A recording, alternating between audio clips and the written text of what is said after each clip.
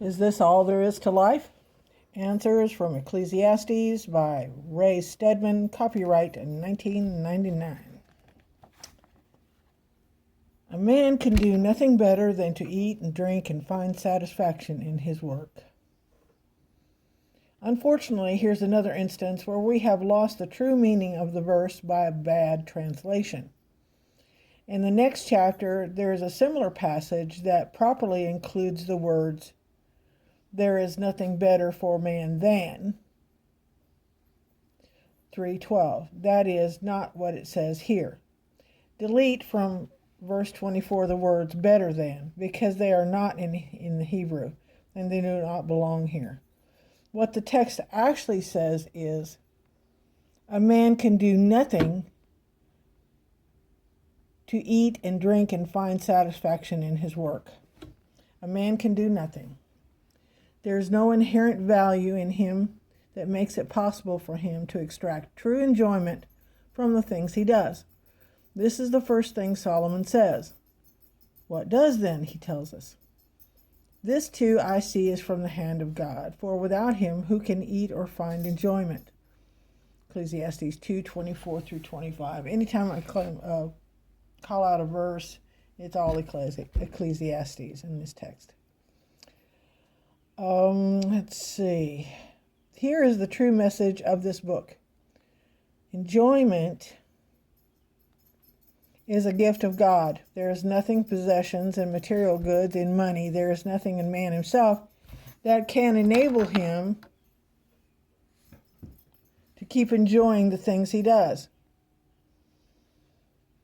But it is possible to have enjoyment all your life if you take it from the hand of God. It is given to those who please God. To the man who pleases him, God gives wisdom, knowledge, and happiness. 2:26. Wisdom and knowledge have been mentioned before as the things you can find under the sun, but they will not continue. To have added to them the ingredient of pleasure or continual delight going on and on incessantly throughout the whole of life, you must take only from the hand of God.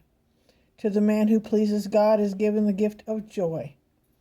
It is wonderful to realize that this book and the whole of the Bible teaches us that God wants us to have joy. In his letter to Timothy, Paul says God richly provides us with everything for our enjoyment. 1 Timothy 6:17. It is God's desire and intent that all good things of life mentioned here should contribute to the enjoyment of man, but only, says the searcher, if you understand that such enjoyment does not come from things or from people. It is an added gift of God, and only those who please God can find it. How do you please God? In Hebrews, we are told without faith it is impossible to please God. It is faith that pleases him, belief that he is there and that all in the life comes from his hand. Underscore in your mind the word all. Pain, sorrow, bereavement, disappointment, as well as gladness, happiness, and joy, all these things are gifts of God. When we see life in those terms, that every element of life can have its measure of joy, even sorrow, pain, and grief, these things are also given us to enjoy. This is the message of this book. The writer will develop this further in the passages that follow. And you will recognize that it is also the messages of Romans 8:28. We know that in all things God works for the good of those who love him, who have been called according to his purpose. It is also the message of Proverbs 3:5-6. Trust in the Lord with all your heart, and lean not on your own understanding. And in all ways acknowledge him, and he will make your paths straight. The fourth thing that Solomon says here is that all others labor for the benefit of those who please God. I want to mention, I don't think I made it clear before when I'm talking about when I just spit out like this next chapter 2, verse 26, it doesn't have anything before it. If I don't mention Ecclesiastes, it's because that's what the the paragraphs are about, because it just mentions the chapters and the verse. Anything else, of course, will mention which book it's from. I'm trying to stop confusion. I may have just made it worse. For the sinner, he gives the task of gathering and storing up wealth to hand it over to the one who pleases God.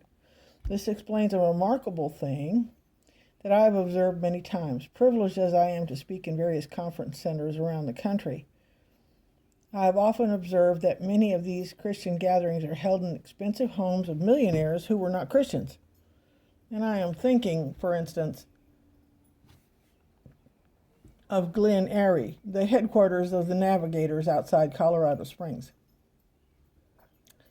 There in a beautiful natural glade, General William Palmer, founder of the Colorado Springs and of the Denver and Rio Grande Western Railroad, built an English-style stone castle for his British bride.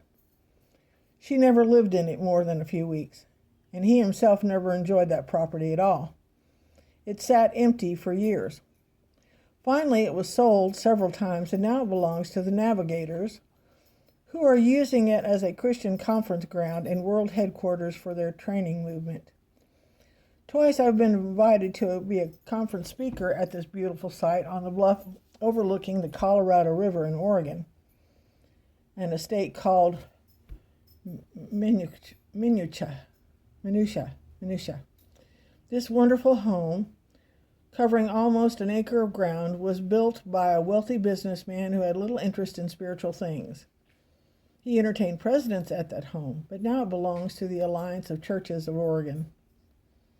You can duplicate this kind of story many, many times. It is remarkable that God so planned life that these multimillionaires, in their pursuit of pleasure, spent lavishly on their homes so that their estates might at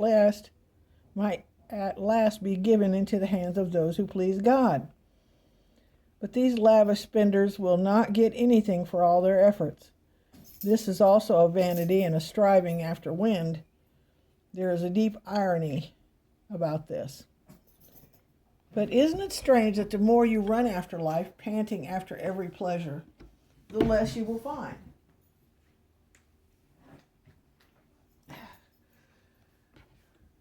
Excuse me, spoiled sheep do it.